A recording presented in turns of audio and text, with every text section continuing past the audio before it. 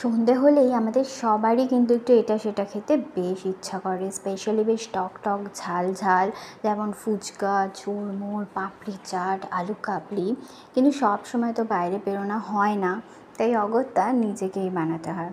তার জন্য কিছুই না, প্রথমে একটু আলু সেদ্ধ করে নিয়ে সেটাকে কুচি কুচি করে কেটে তারপরে ওর ওপর দিয়ে কুচো করা শসা, কুচো করা পেঁয়াজ, ঝাল ঝাল হওয়ার জন্য কুচো করা কাঁচা লঙ্কা, বিট নুন, বেশ অনেকটা ভাজা মশলা আর টক দিয়ে ভালো করে প্রথমে মেখে নিয়ে তারপরে ওতে কাঁচা ছোলা অ্যাড করে আবার বেশ কিছুটা টক মেখে দিলেই কিন্তু আমাদের আলু কাবলি খাওয়ার জন্য একদম রেডি।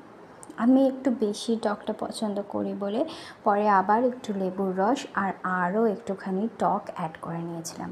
তোমাদের কাদের কাদের আলু কাবলি খেতে খুব ভালো লাগে অবশ্যই জানাবে, আর আরও এক্সট্রা কিছু অ্যাড করো কি না সেটাও জানিও।